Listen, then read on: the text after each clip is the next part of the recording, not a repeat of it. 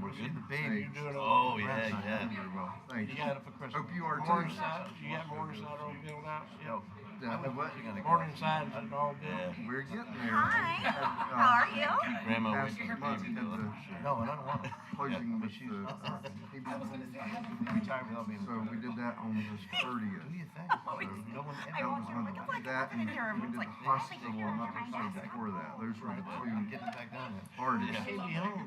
Grandkids are great. That's on the Sparkman Trust. who's sitting here? On the I'm Sparkman Trust feeling not property. loved. Who's right here? Oh, I don't know who's there. Oh, that Catherine? Flanagan Health Catherine, Trust, maybe? the name Who's of right here? the health. Catherine should be here anytime. Yeah. Anytime. Behind, Yeah.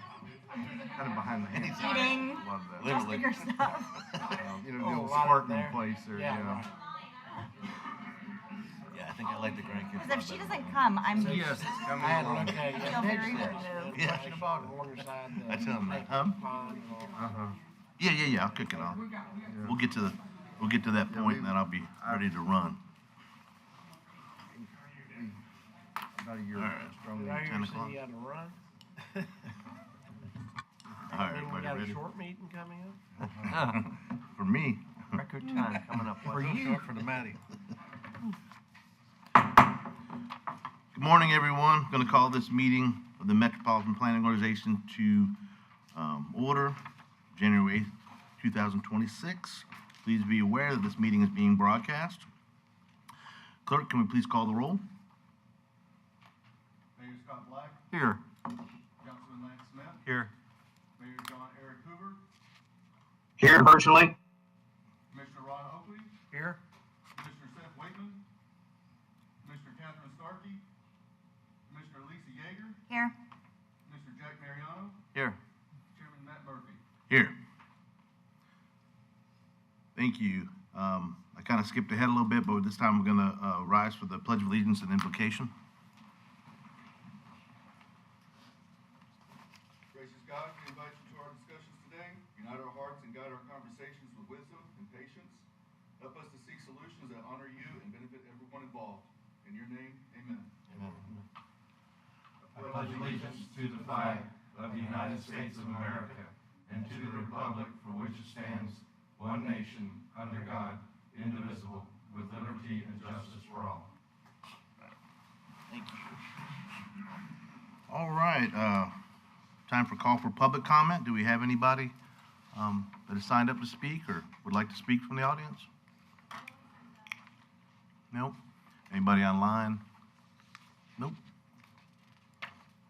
All right. We're going to move ahead then. Can I get approval of the minutes from? No minutes, yeah. Oh, no minutes? All right. All right, MPO Advisory Committee reports. Citizen Advisory Committee. Angel Villa, how are you? Good morning. Hello. Angel Avila, Pasco County MPO. While preparing for our January committee meetings, MPO staff determined that the agenda contained limited items, none of which required immediate discussion or action. In consideration and respect for everyone's time, the MPO executive director and the committee chairpersons mutually agreed to cancel the January 2026 committee meetings. For this reason, there is no committee report today. Thank you. Thank you. So nothing for Technical Advisory Committee or the bicycle? Okay. All right, we're going to roll right into the action items. Election of MPO Board of Officers for calendar year 2026. Good morning, Board, and Happy New Year. Glad to be back in the swing of things. We are going to discuss today, nominate and approve our chair and vice chair for 2026. At our regularly scheduled meeting, our bylaw states that we have to elect a chairperson and vice chairperson for the current calendar year.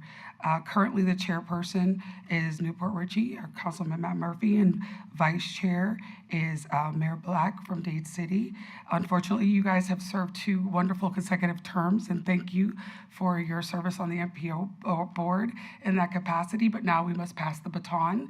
So now I'm asking for nominations for the chair and vice chair of the MPO board for 2026. I nominate Scott Black for chair. Second. Vice chair? Vice chair, I nominate Eric Hoover. Second. All in favor to both? Aye. Aye. You didn't go too far. All right. All right, well, for the TMA, just so we can review, because it does say here that it may potentially change some of the subcommittee members. Currently, for the transportation management area, our subcommittee to the SCTPA, we have Commissioner Mariano, Commissioner Starkey, and Commissioner Waitman, and Councilman Murphy as the alternate. Are we still okay with this current arrangement? Everyone's good to serve? Yeah, oh yeah, that's just, even if you're not on there, you can still come and participate. Correct. And learn. Yes. Because we have some big votes coming up. And then for the SCTPA, Councilman Murphy did serve in the capacity as the primary.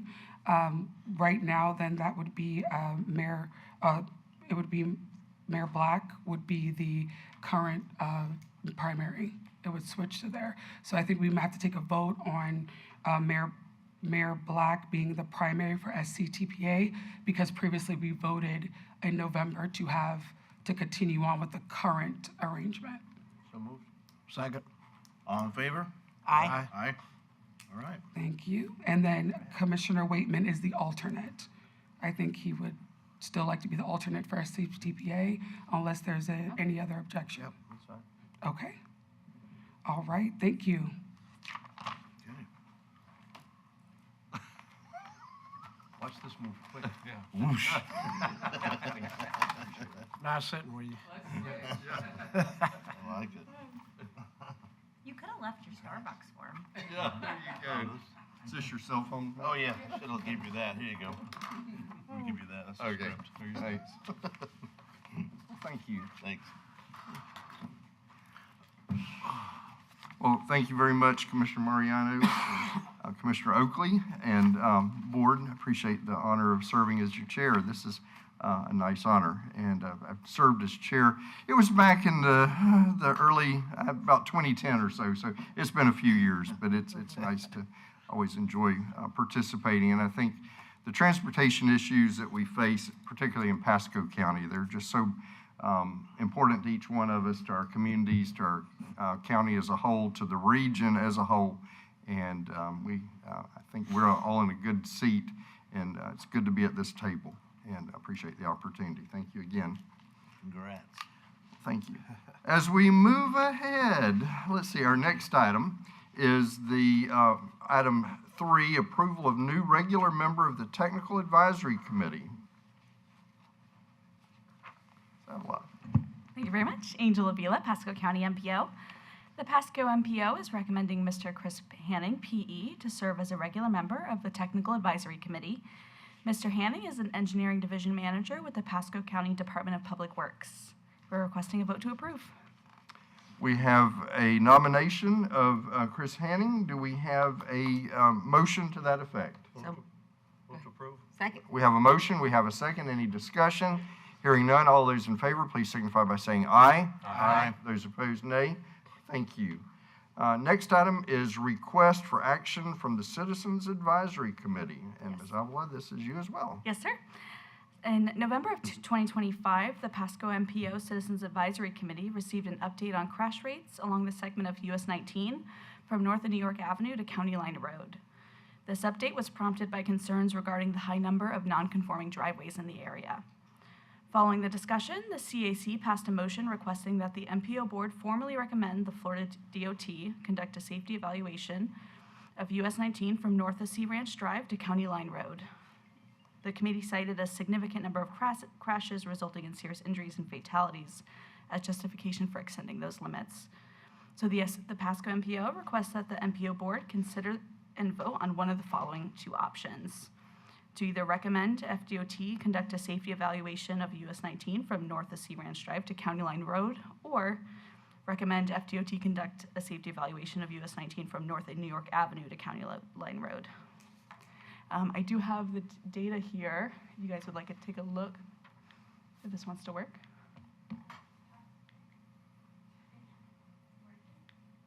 There we go. So here you can see the crash rates from 2022 to 2025. This data does go through, I believe, August. This is for north of New York Ave to County Line Road. And you can see, I think it's important to know that there's 11 fatal crashes. And when you, a little bit later, we'll look at the other one. And here's just a map for you all. This is kind of showing the hot spots on that segment. And then just kind of a breakdown of those crashes. I did previously mention those non-conforming driveways. You can kind of see the significant number of rear end crashes. And then north of Sea Ranch, you can see that those fatal crashes go up to 21. So the original segment is 5.3 miles. So just the added 1.6 miles adds another 10 fatalities. So definitely an important consideration. And then here's a map of that location as well. Thank you, Angel. Any questions, any comments for Ms. Vila?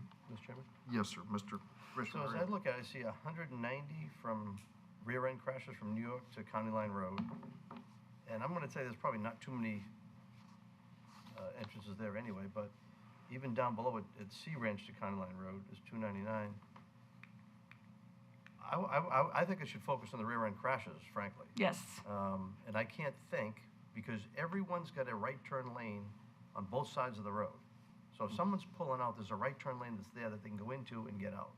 So I can't see how that they think it's too many cuts in the driveways to get out there. And frankly, if you do that, how are you going to get these businesses that are out there to get out there anyway? So I don't want to see them wasting money on this. I would love to hear DOTs talk about how they think that's going to help. Because again, the rear end crash is your biggest thing. Next to side swipes. Neither one of those are from entrances from the driveway. So I don't see what the sense of this is. So as far as the rear ends go, when it comes to the non-conforming driveways, there is a trend when the driveways are too close together for people to be rear-ending. You've got a right turn lane. If people are going to take a turn into a driveway, they're going to go into a turn lane. If they're going to come out, they're into a turn lane already. That driveway cut does not matter as far as, in my opinion, these rear end crashes. If you want to study them and give us a report on those, fine. But to go spend all this money to go study all these other things, they're not the biggest issues. Let's go look at what that is. And then go look at the side swipes too. Probably cell phone use and something else. So I don't think you're going to the root of the cause. Understood. Yes, Commissioner I'm Sturkey. not going to agree with Commissioner Mariano.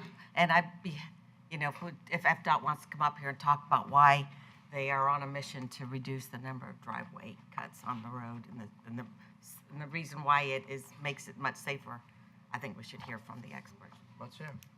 Just for clarity of the discussion really quick, this was brought up in our CAC meeting as a part of the discussion about the accidents on the segments above.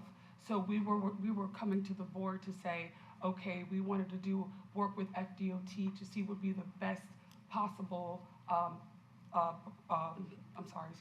the best possible way to deal with these kind of non-conforming driveway issues. Right. So we're not saying we're going to do one particular segment. We're not saying right now, we're just highlighting what the CAC brought to us. We're providing an overview, and then we're asking the board to report on it, and then we're gonna go back to FDOT and then have the discussion further, just so we have the discussion point. Thank you, Ms. Gorman. Mr. Hunter, were you prepared to speak on this item? I certainly can. Thank you. Brian Hunter with the Florida Department of Transportation. Good morning, everybody. So we take the safety concerns out there very seriously. We're willing to look at the road, but I would like to caution the board that a majority of the issues out there are going to be related to those non-conforming driveways, and under FDOT rules and policies, we can't make anybody redo their infrastructure until that property is redeveloped. So if we were to look at this and do a study on that, it would basically just be documenting the issue and setting up long-term goals for the corridor. There would not be very many implementable short-term solutions that we could find out there. As those properties are redeveloped, we do have access management policies in place that will require them to bring the driveways up to the current standard. Depending on the access management class, we may also require some cross-connectivity between the major parcels. And so that's we're already in the process of doing that. We do that on all of our state roads. We continually evaluate them, make sure we have the correct access management goals in place for those roads. And so, I just don't want anybody to come into this thinking that if we if you did ask us to look at it and we got it in the queue and looked at it, that there'd be some sort of short-term implementable solution that we could make to address those driveways. There's just not. We can't. Same thing like if you have old jalousie windows, the county, city, state can't come to you and say, hey, you need to replace your windows. But if you are going through the process of replacing them, we can ask you to bring them up to current building standards. And so that's the same situation we have with those driveways out there. Mr. Chairman? Commissioner All right, Mariano. so back to it, I think we're all focused on safety, we want to see safety. Absolutely. But I need to hear, if you have an opinion, or from the CAC, tell me why we think these rear-end crashes are caused by the driveway cuts. Let me hear some evidence or something to show me with that.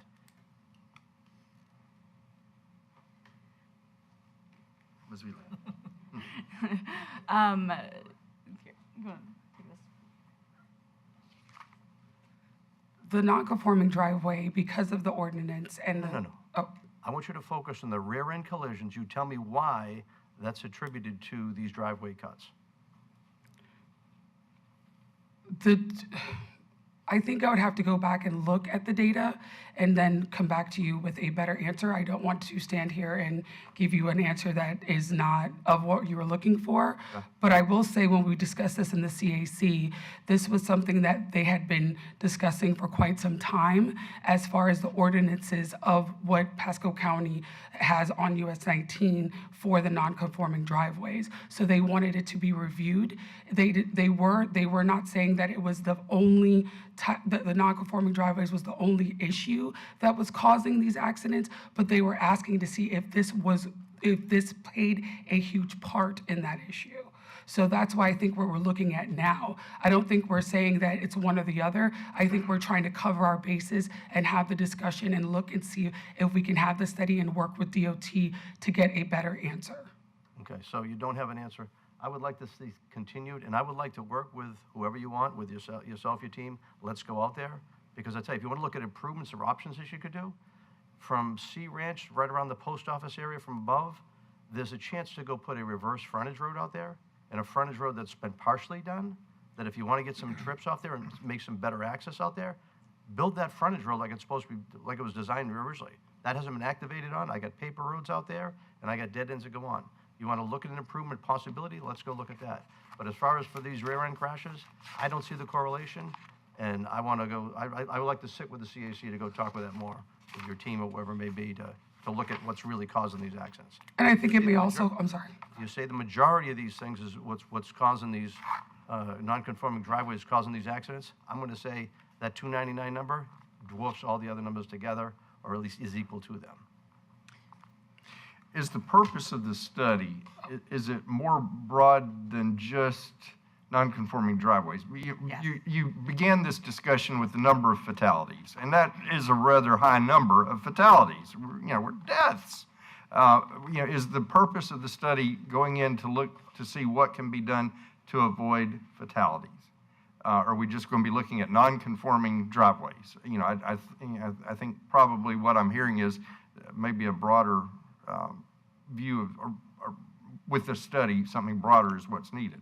Exactly. We saw the issue. Not just non-conforming driveways, Correct. what's causing the problems. So when we were at the CAC meeting, the CAC had asked staff to look at the segments that we provided above with how many fatalities, what was the cause of the collisions, and we did. We gathered the data, and then we wanted to present it to the MPO board so that there was awareness, so we could have the discussion and figure out what next steps should be brought forth. We just don't want to gather data and then do a study, willy-nilly and not have any kind of, teeth to it before we go to DOT and say, hey, this is what we're looking at. We have fatalities, we have crashes, we have injuries. We would like to further look into this. And so we would like to look at why there are fatalities. Is the non-conforming driveways a part of the fatalities, or is it something else that we're not seeing that we need to put our eyes on? A big picture study. Correct. Is what I think we could all be in favor of that. If it's looking at just one particular area that may not be the reason for the serious nature of the things happening along fatalities, then perhaps I think that's where we want to find a solution, something that's broader based than just looking at one area. And I think to Commissioner Mariano's point, we just don't want to say, is it just non-conforming driveways? Is there something else? And I Right. think that's where his direction is going with it. So, Mr. Chairman, so Mr. if we're gonna Mariano. take that away from the non-conforming driveways, because I tell you what, DOT working with us, as far as like from New York Avenue to the north, if you look at the fatalities, almost in half. So that section is strong up there. That's why I say to look at cuts up there makes no sense at all to me. If you want to look at opportunities and incorporate into your study, go look at that frontage road that should have been built, that's on paper that we still can go build.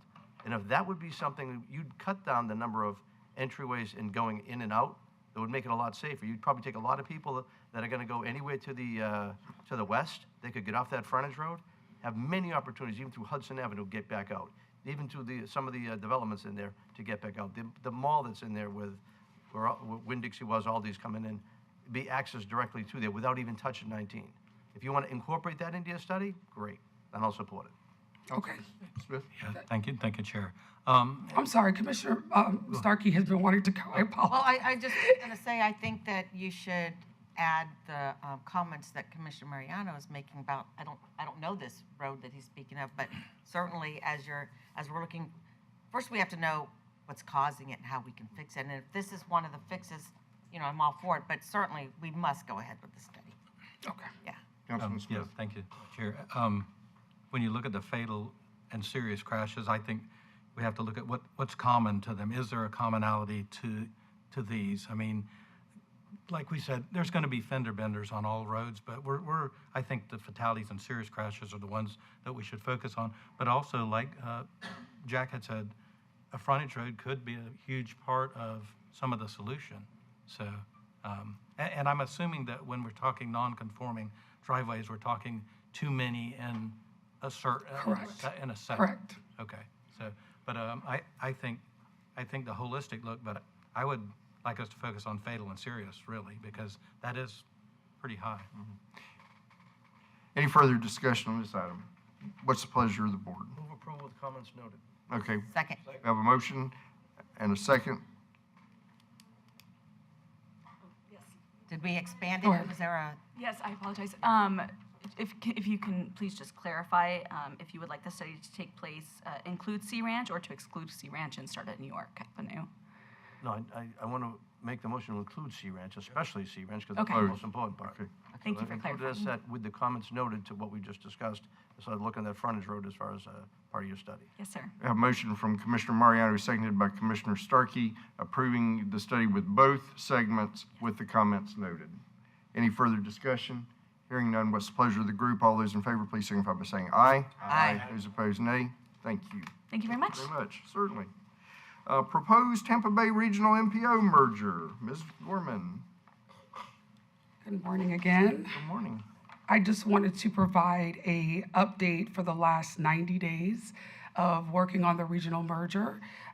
Some of you actually participated in some of our actual workshops that we had. So the first workshop was on October 27th with the peer exchange with Metro Plan Orlando.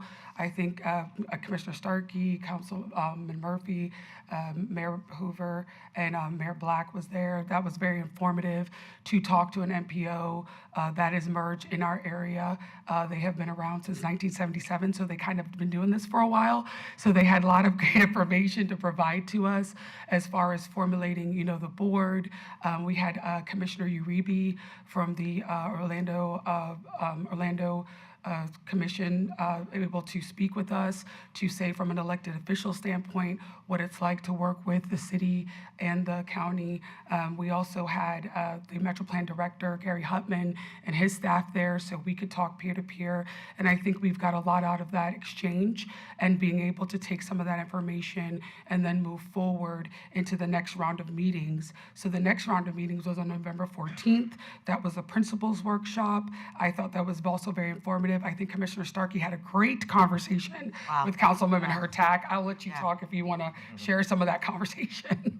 Yeah, so they had the Pinellas County Commissioners, the City of Tampa, council members, and me. Who else?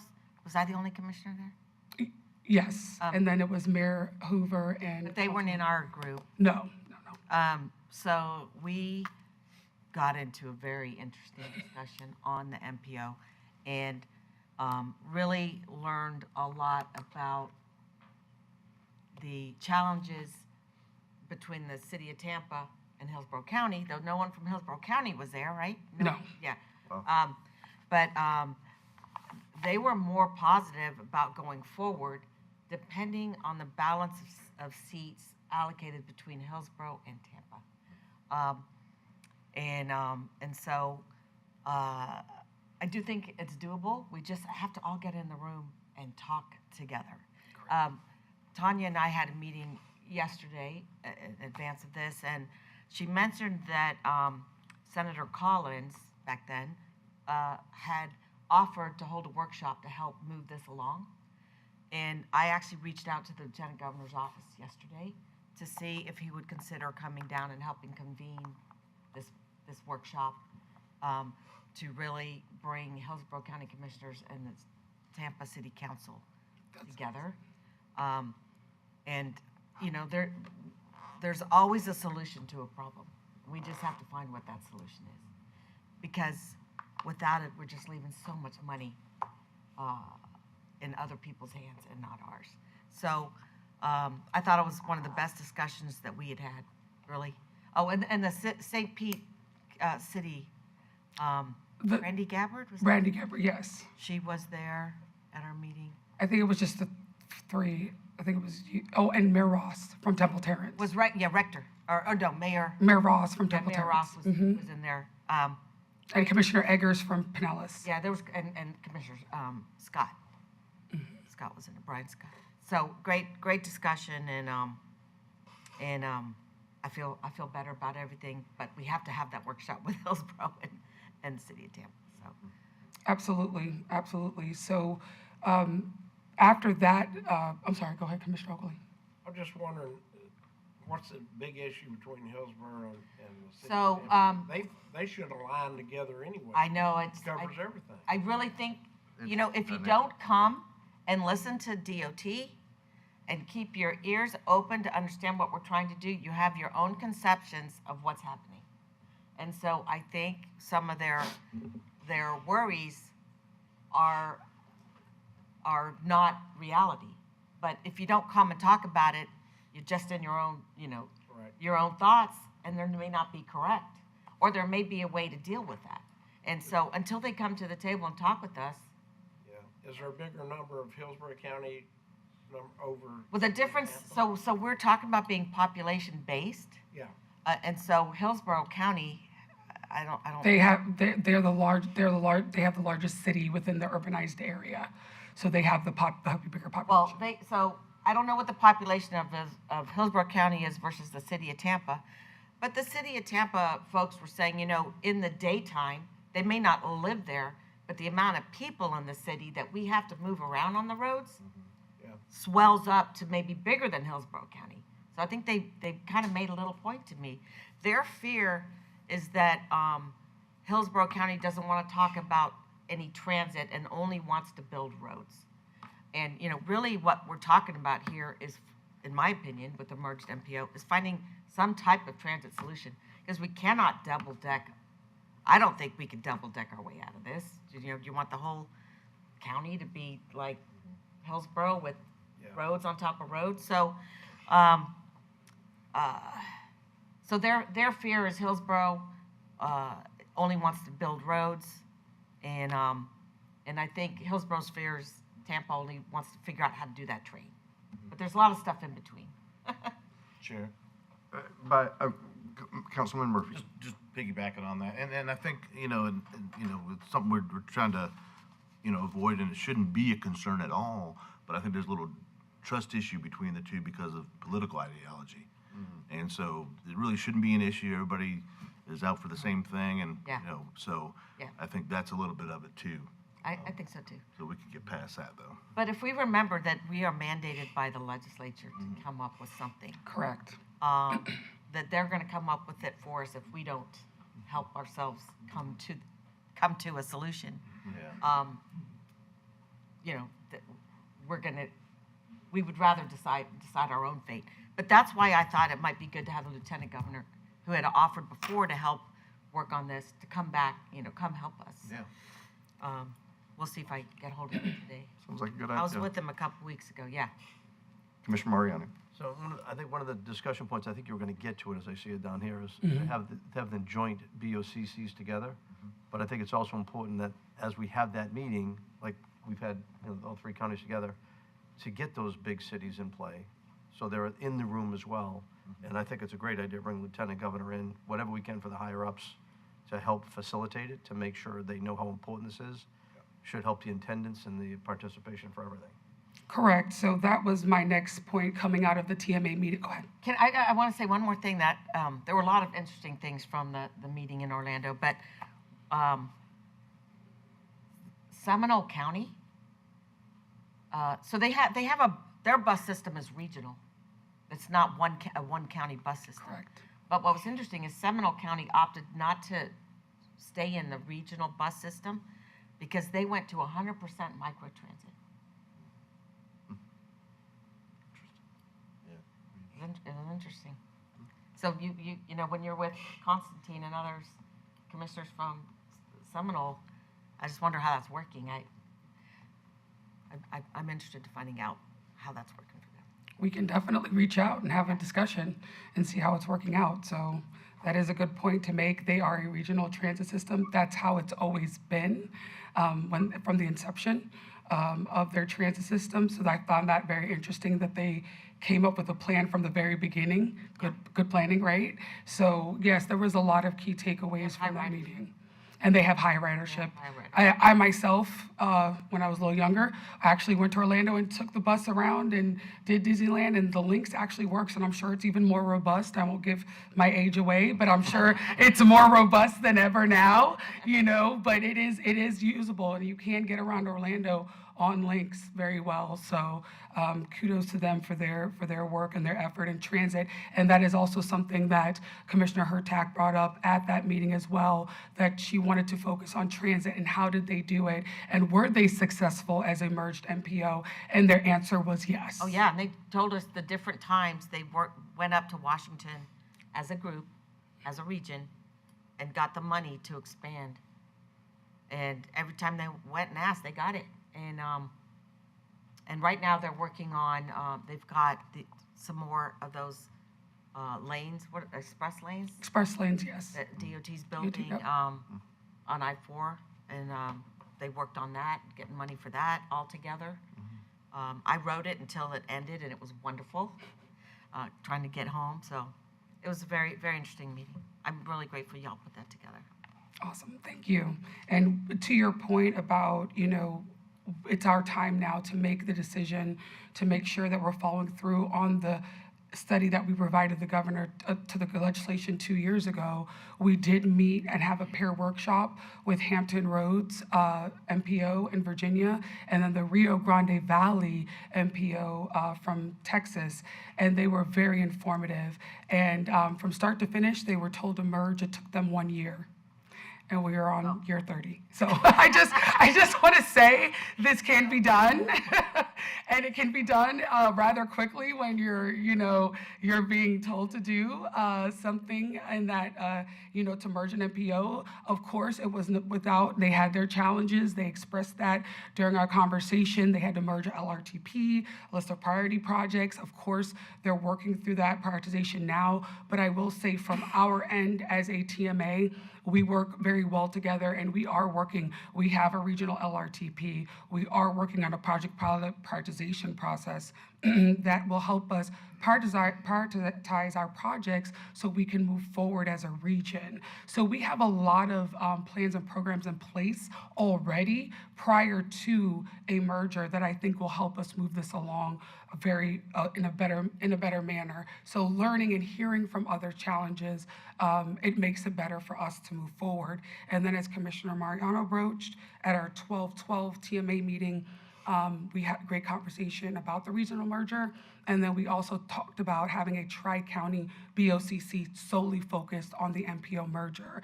And I met with many of you this week to discuss is this something that the MPO board would like to move Yeah, forward with? absolutely. So I wanted to make sure before I went back to county administration with my direct report, David Allen, that this was a consensus from the MPO board, and then start nailing down some dates over the next couple of And weeks. would that be the place we would want to see if the lieutenant governor will come, either just listen this time or help be part of the conversation? Because he expressed a willingness to help.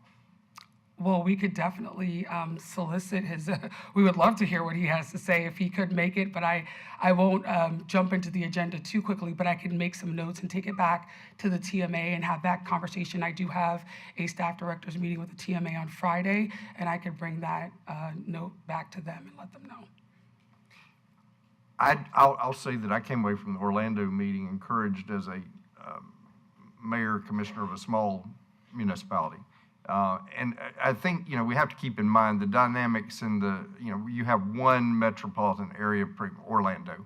Here we have Tampa, St. Petersburg. We're always going to have some issues that we're going to have to work through. They've always been there. And, I want to make sure that, it's not wrong. There's nothing bad to try to drive a hard bargain. And it seems like they want us in this, it's very important that Pasco be part of this MPO, but yet I want to make sure we're having the representation that we need as well. But I was going back to the small cities part of it. I liked the way that the Metro Plan works with the small cities. But we do have some challenges there. Just interesting because in Hillsborough, you only have two. You'll have Plant City and Temple Terrace. And in Pasco, we have 4 that are members of the MPO. There are 6 total municipalities. But in Pinellas, you've got 20-something. And so it's, mostly, beachfront communities, small, but so it's not, it's a great plan that they have in Orange County, but it's not a one-size-fits-all. There's going to be some kicking and screaming and working things. There always have been in our area, rivalry between counties. But they worked it out great. And I was just very pleased to hear how collegial their counties and cities were in working together in the Metro Plan, Orlando. And if we could replicate that here, it would be an ideal, perfect situation. I came away feeling very encouraged, but I do want to make sure that we keep some kind of a input from those smaller municipalities. I think that's very important because in Pasco County, that's where all the municipalities qualify as small municipalities. Agreed. Go ahead. One of the discussions I recall when they were talking about the small city input was that when they were expanding one of the commuter light rail, cities wanted to, there was a city that was being excluded from a stop, right? And then they wanted to be sure they were added and had access to that. So we're light years away from something like that. Yeah. But and remember, I think the projects that a regional MPO is going to focus on are big projects. And frankly, most likely they're going to start in Tampa. You start, in my, I'm no transportation expert, but it seems like you start in the center and you Go out. spoke out. There's going to be give and take. And that's what Tampa doesn't, for me, that's the thing that just is like, are you crazy? We're all going to work to get you money. And I think, conversely, from the point that they were making that everybody converges on Tampa, they've got to remember the counties that are converging on Tampa, that we need to have some say in how their transportation system is going to be for us to have access into Tampa. Yeah. And, so it can work conversely, the point that was made about that everybody's coming into Tampa. Yes, they are, and we need to have a good way to get into Tampa, or else you're going to have a strangle, hold on transportation. It's just, you got to loosen up there. And also, too, just to bring light to the cities and the representation, they have a committee, a subcommittee for the cities. Right. So they are very strong. And that the chair of that board was on the Correct. on the plan, on the MPO. So that, Yes. I would like to see us mirror that too. I think that would provide some inclusivity for the municipalities. Absolutely, and that's how they have that strong representation from the cities, getting that information back, and then the cities are now saying, hey, this is what we need, and they're listening, they have representation, so that's how they're driving a lot of these projects forward with the city's input clearly defined. And I was very encouraged when I heard that. Yes. Commissioner. Sorry. So if you could touch base with Kansas City my husband and I went there, and their transit was amazing. So one, it was free, it was electric, but it had everybody off the roads. Like, there was no traffic. It could be 5 o'clock, and you could just scan the little thing, and it would tell you what time it was coming, if it was running late, and you had moms with kids taking it to the library. You had people going to work, and people were taking their bikes right on there. There wasn't a bike rack or anything. Like, I mean, it was amazing. And my husband and I both said, you know what? This is how downtown Tampa needs to run, because it would keep so many people off the roads. So we were so impressed even by the homelessness, how they did everything. We had a meeting with them, because you didn't even have people riding the transportation to keep warm. Like, the way they have it set up is amazing. So I would recommend reaching out to them, so when we do get together again, I would love to hear what Kansas City is doing. Okay, noted. Yeah. And We're actually working with them, and we'll hear from that on our homelessness on Tuesday. But I was gonna say, we have the streetcar so far. The Tampa streetcar. Oh, no, You know, love this is that totally streetcar. different. I mean, at least we have a little something, but. But like, we could already use that same system and just add more locations. People were using it for work and going all over. And when I tell you there was no traffic at 5 o'clock, it was amazing. And it was free. And It was free, yeah. It was probably about 2010 that all of the MPOs in this region, we took a day trip to Charlotte to see their new rapid transit system and learned about transit-oriented development. And it was a really, and it was several of the counties were involved. So yeah, it may be something we want to think about again too, as we begin to talk regionalism with MPOs. And I thought it was very effective with our conversation at that time. And the one thing that the staff directors, we are talking about is, since T-BARTA has dissolved and there is no focus on a regional transit agency, the MPOs would probably have some focus there too on how to work with, we have Go Pasco here, PSTA and HART, and looking at how we circulate that regional transit. I'm not saying we're merging transit, please don't get that. It's not what I'm saying, but we will probably have that, review, like we are working right now on US 19 for the regional rapid transit. We have that study going.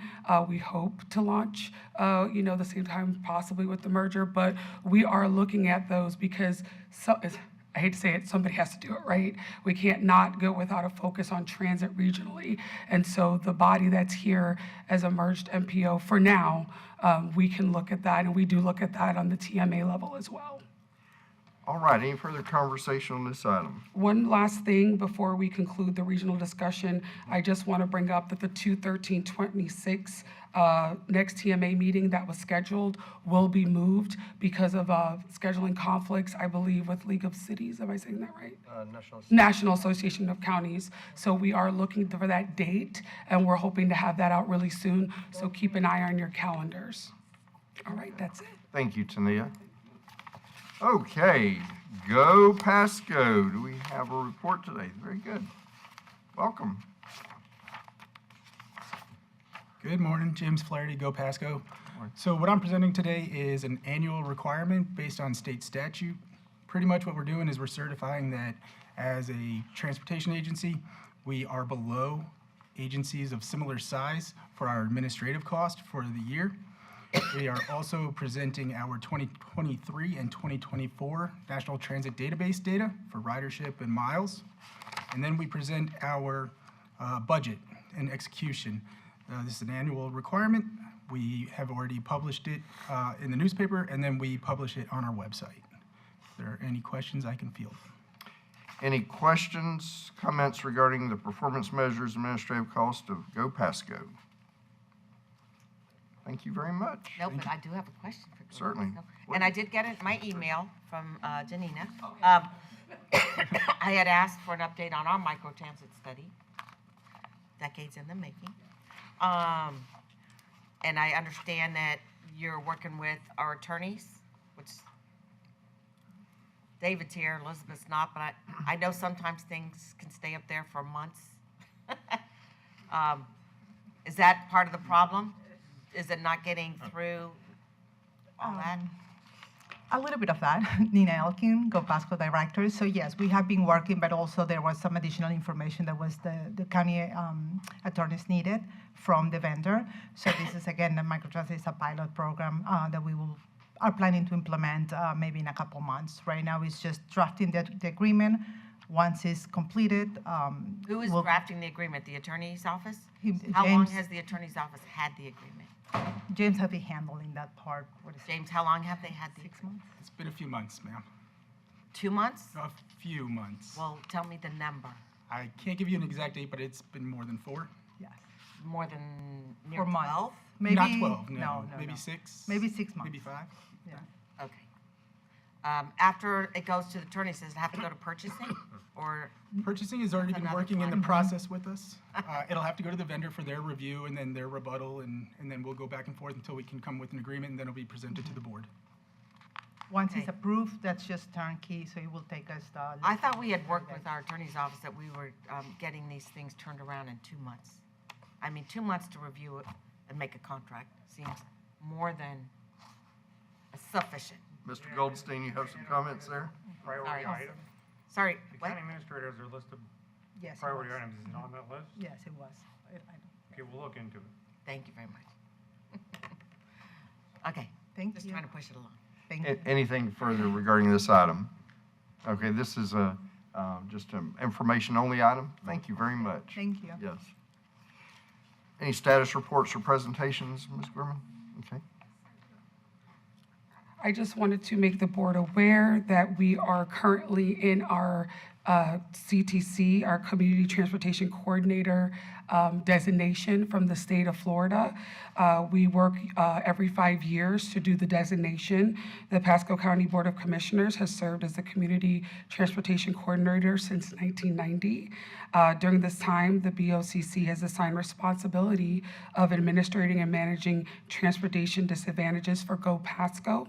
In this period, they have already provided to the Pasco citizens an effective and cost-efficient manner for the transportation disadvantaged ridees. And so currently, we're working on, with Go Pasco, the memorandum of agreement that will go back to the state Commission for Transportation Disadvantaged probably around March or April.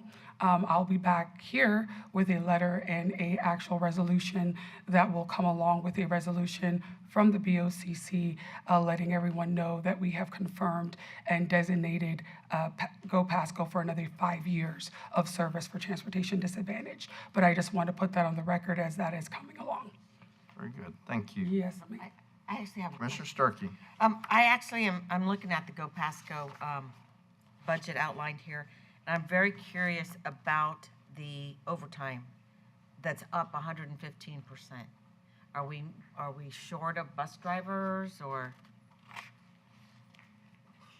Again, Nina Elkin, Go Pasco Director. Yes, so we do have a CDL program in which we are training individuals, but unfortunately, as they come in, they also go out. We did increase our the salary as well last year, so we're trying to capture those individuals that really do want to come and work for us. Unfortunately, some of the actions, especially in regards of safety, have to be applied. And if the driver, either they don't have a clean background, or once they are hired and they don't complete the training properly, we cannot keep them. So that's one of the issues why we have a lot of OT. Okay, and what is an indirect cost BCC? Indirect costs are the charges that we pay to the other departments in the county. So the attorney's office or internal departments.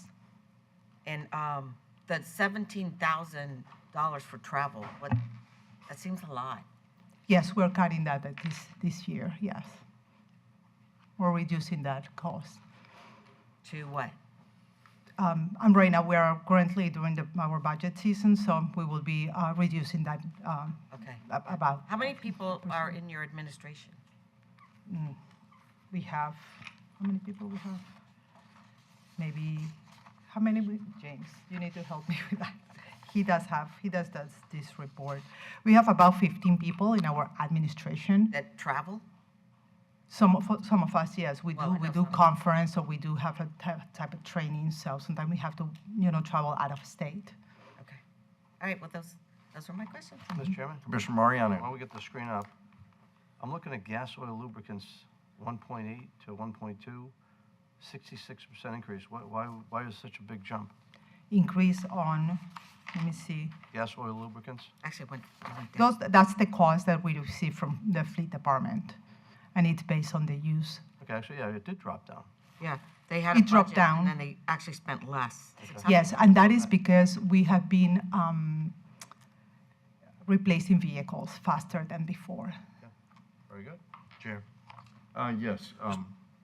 just a question about you're looking for CDL drivers and you're providing the training, We do, yes. and is there kind of like a starting pay or anything, or?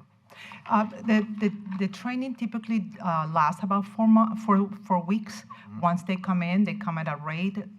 We provide the training, the testing. Once they pass and they get their license, then they move up to a permanent position as a bus operator and making the base salary. Okay. And they get paid during the training.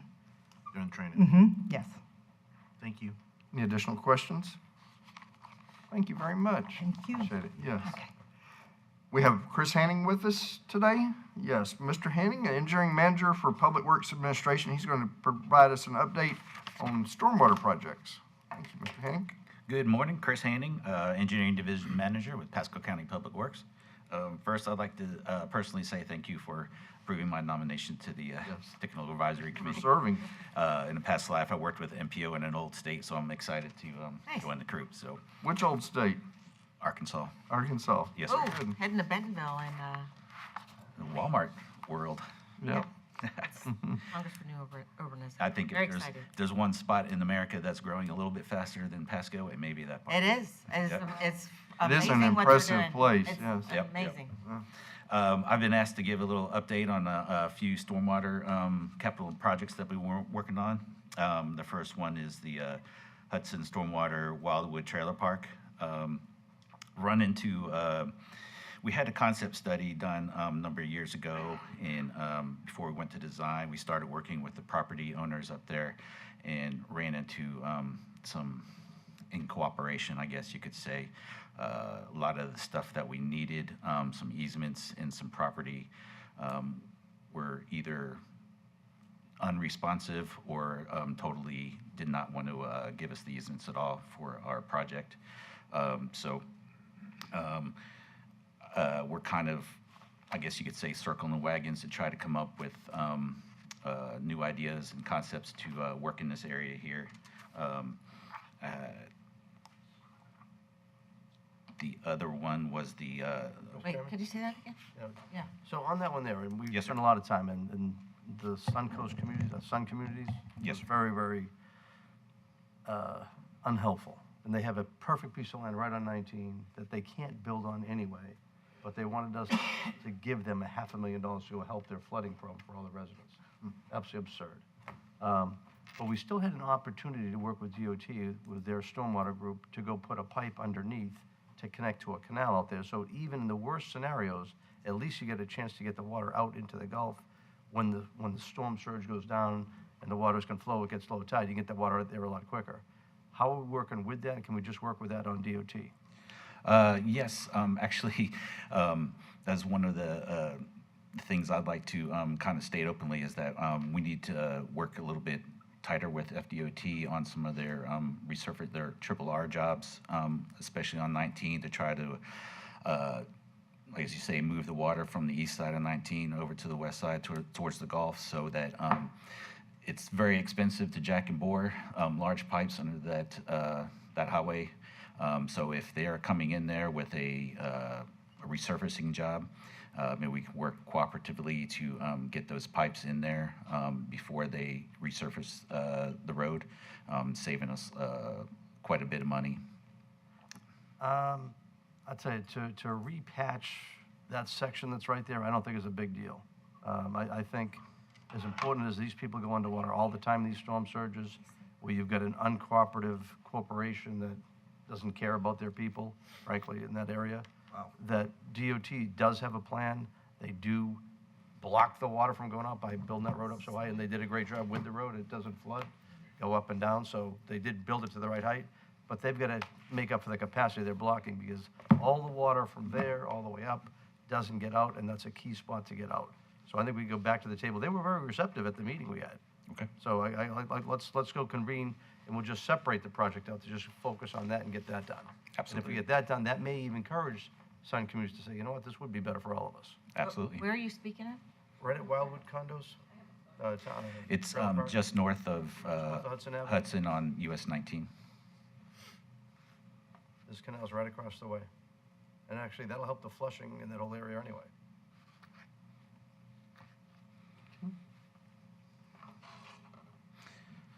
If you can go ahead, yeah. Okay. The second project was the northern outfall that's currently under construction. All the work on the east side of Highway 19 has been completed. We're finishing up with a pedestrian bridge on the west side of 19. We expect that to be done in this spring. So that project will be completed. The southern outfall is another one that we've run into a little issues with. Again, we had, it kind of came out of the northern, it was a project that was combined, the northern and the southern outfall as, quote, the alternative, but then we broke it out because while the northern outfall had swift mud, found that it was very regional beneficial to accomplish. After a third-party review, swift mud stated that the southern outfall did not provide any regional benefit, so they kind of pulled out their cooperative funding, any potential cooperative funding for that project. Again, with this one, we need to circle the wagons and try to come up with some other plans. And again, we have the issue of the pipes under US 19 there as well. Mr. Chairman? Mr. Mariano? So that project there, to help everyone else, if you go down to Old Post Road, there's a pond right at one of the flowways that takes water from US 19, comes in. It's a giant pond. During Hurricane Michael a few years back, we saw that was coming in. Actually, I got with the governor's office, got with SwiftMud, got with our team, and we arranged 2 nights before the storm was coming in, knowing it was just be a strong storm surge, to go clear out that pond, because you could see the silt on both sides. We took out, I think it was 8 dump truckloads of fill around both edges, and for the first time, the people matter of fact, people in the same park, Suncoast Mobile Park on Ridge Road, they didn't flood for the first time in like a big storm event. It helped, and that huge pond is all fed by US 19 DOT water. That's part of that southern outfall. Why SwiftMud took it off the list, I have no idea, other than value. But I think if we get with SwiftMud, DOT, and them together to go look at cleaning that pond out and putting that flowway through there, when all the money we spent down in Magnolia Valley, getting the water out and through, all this northern outfall, and by the way, that northern outfall project came out fantastic. They treat the water really well. It goes through before it gets released to the Gulf. That was a phenomenal project. Thank you, sir. You guys really did a great job on that. I know the people at Springer Ave weren't happy for a while, but what you did had to be done, and it had to disrupt things for a little bit, but phenomenal project. But this project here is just as important for Magnolia Valley, all the water. We already bought the golf course. The water flows up that way. If we can get it out through there, it'll be a dramatic help for Port Richey. Tremendous. So I would like to get with SwiftMud, DOT, especially now this other project's done, and let's go take another look at that, because that pond can take so much water out of it, because everything from up and down, all the canals that run alongside Old Post, can go right to that one spot and get right out. So thank you for that. You're welcome. Any other questions? Any questions for Mr. Hanning? I think we can become best friends coming up. Thank you very much, Chris. You got it. Thank you. Thank you. A picture? Yeah, we were putting up the maps. Oh, I'm sorry. Commissioner Starkey, would you like a map up? No, that's okay. Yes, sir. Sure. Okay. I couldn't find it, but I found something else. Okay. Thank you. Send it off to the. All right, thank you again. Our next MPO meeting will be February 12th, Thursday, 10 a.m. in Dade City.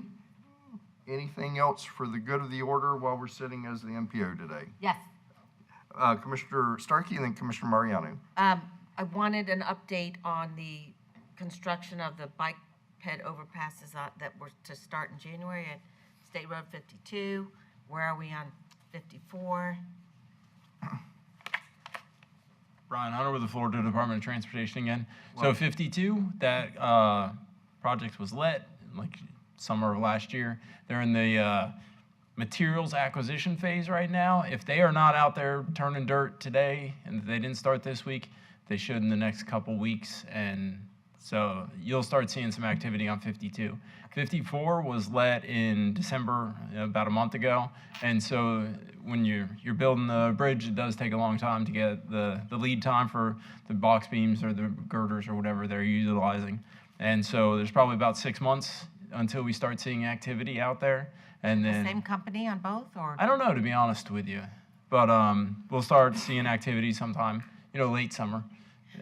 Can we, can you mail what the concept plan or whatever, the drawings, the design to Nia, so we can all see it? Because Absolutely. I don't remember what it looks like. Do any of you remember what it looks like? Yeah, we'll get you that. Looking forward to, I know the cycling community's looking forward to it. Absolutely. Very good. Mr. Mariano? Yeah, I just want to thank Matt Murphy for serving for these past 4 years going through. We were very great attendance all the way through, great involvement, and I want to wish Mayor Black and Mayor Hoover a lot of luck coming up, and we're going to need their involvement 100% with this merger as it comes up. So we need to be all at the table coming up to make sure this happens and bring more money back to Pasco. Very good. That's the goal. Mr. Chair? Thank you. And just real quick, yeah, like I said, there's a lot of moving parts going on with this merger and personalities and all of that. But I think it's gonna be moving quick here, real soon. And like some alternate on the TMA, so I'm gonna stay involved because it's kind of like, you're watching a 2-hour movie and I'm like an hour 30 in it.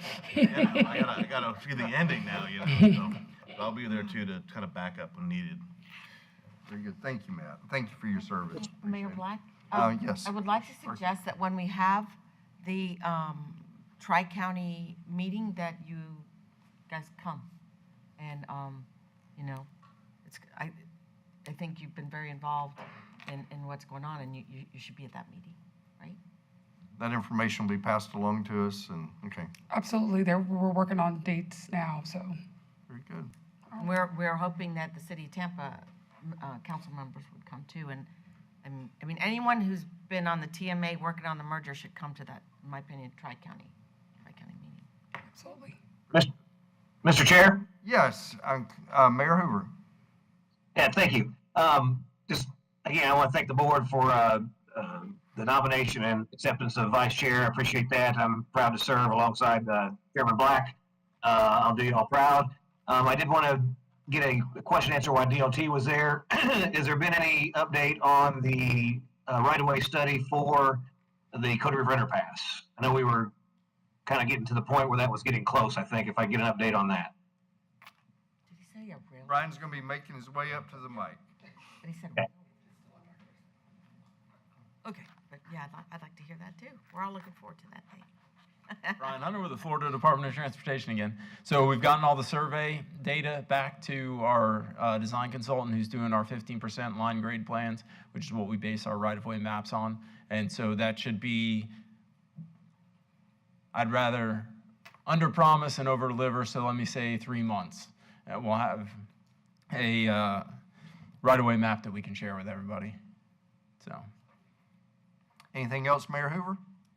No, I appreciate that. As soon as you can get that, I want to obviously meet with the property owner so we can get that started. So appreciate your help. You're the first email that'll go out to. Awesome. Thank you. Very good. Thanks, Brian. Tania?